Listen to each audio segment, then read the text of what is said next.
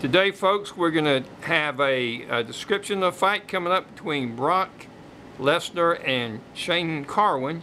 And Jesse Brown is here to tell us about that big up-and-coming fight. I think it's July, the 3rd of July, right, Jess? That's correct. It's going to be a big fight. Lots of excitement surrounding it. And this was delayed back from November when Brock Lesnar got ill with that sickness in his stomach. Well, he fully recovered from that and is highly motivated to get back in the octagon and defend his title. This will be for the World Heavyweight Championship of the UFC. And like I said, Brock Lesnar defending his title against Shane Carwin, who became the interim champion. He's been the #1 contender for quite some time. He definitely earned that spot. I think he got 10 knockout victories in a row. It's very impressive in the UFC. It's one of the most powerful and dominating heavyweights of all time in that division. And he's going to be going up against a fully recovered and mentally tough Brock Lesnar. So this battle is going to prove to be one for the ages. And I'm looking forward to it. I think it's going to be... It's difficult to predict. I could go kind of either way on this. Before I tell you who my pick will be, I want to talk about the way I see the fight happening and breaking down. Both these guys are big and strong and superior wrestlers. They're really good wrestlers. You know, Brock Lesnar is a Division I, college wrestler, and Shane Carwin is a Division II. So what does that mean, Division I and Division II? Well, Division I is the best of the best in college. Division II is just right underneath that. But they're also both college degrees, right? Yeah. Okay. We're going to see what the separation is between them. I believe that Brock has more wrestling experience. Now, Lesnar's been training with Randy Couture, of all people.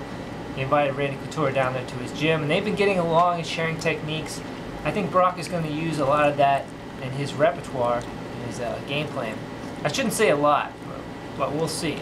I'd like to see Brock using more advanced techniques with wrestling.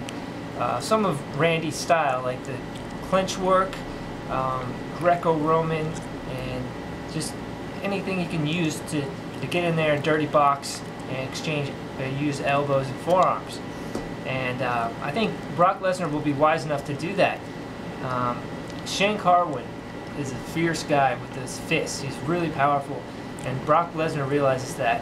It would be pretty foolish to try and exchange and just brawl with that guy.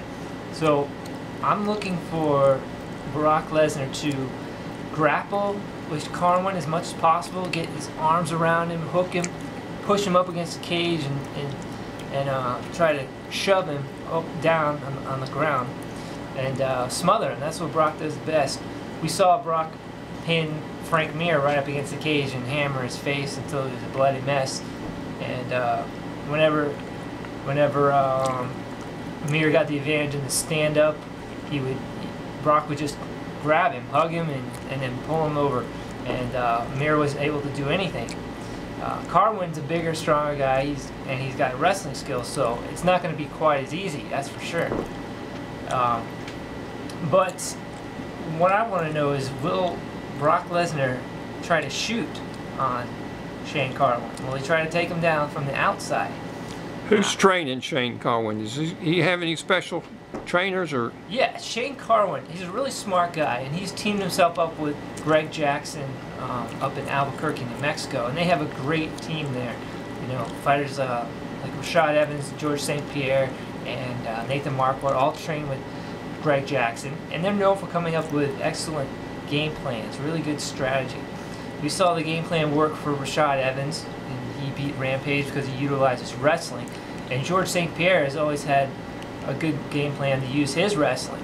So there's no reason why Carwin won't be able to execute a good game plan against Lesnar. I think Carwin wants to keep it standing and try to knock him out, but it remains to be seen. Lesnar could also knock out Carwin. I mean, it's possible because Lesnar has power in his fist too. We saw him knock out Randy Couture, and it just it remains to be seen, but I believe the first guy to land a shot will be the winner. But I don't think it's even going to go that way, because Lesnar's going to try to grapple him the whole time, and it's going to turn into just a wrestling match and a war on the ground. It could go into the later rounds, which I like to see, because Shane Carwin is really untested, and we're not sure about his cardio, even though he brags about it, saying, you know, my cardio is really good, I train all the time, and I'd like to be able to show you guys. Well, I think this is the opportunity, because it's going to be intense, very intense. And like I said, I have trouble predicting a winner for this one, but I got to give the edge to Brock Lesnar, because I think he's a more experienced wrestler, and he'll be able to use his wrestling to really dominate, more so than Carwin. So you think that Lesnar would be the smarter of the two? More? No, I wouldn't say smarter. I just think he would be able to use his wrestling better, because he is bigger and stronger to some degree. Bigger and stronger. Let's talk about that bigger and stronger. How about that bigness? How much bigger is he than? I think the dimensions of his body, like, you know, he can really pin you down and hold you there. I mean, he's got longer arms too, which gives for a better reach advantage. You know, when you reach around and you're wrestling, you can squeeze him or get the underhooks in there, and that comes into play. But I think mainly Lesnar just knows what he's doing on the ground to control the man. It's hard to say how he's going to win, though. I can't really picture him pounding Carwin out like he's done with other guys. And I definitely don't see him using a submission, even though I'd love for him to attempt some. I just don't think it's going to happen, so it could very well come down to a judge's decision. Well, don't you think both camps have studied the game plans and of the other fighters, what they normally use, how they fight? Don't you think they will pretty well go over everything that each fighter is capable of using?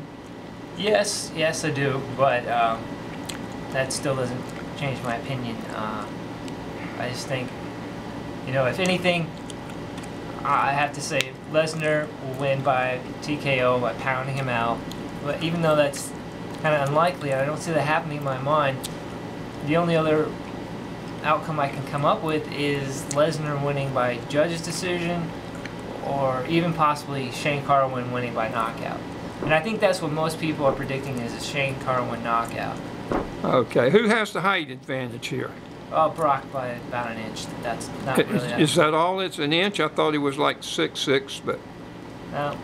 Shane is, how tall is he? He's 6'2". So, yeah. 6'2", okay. But it should be a good fight, and I'm really looking forward to it. Make sure you give me your opinions. I want to hear back from you guys. And I hope you enjoy UFC 116. Thanks for watching this video. See you next time.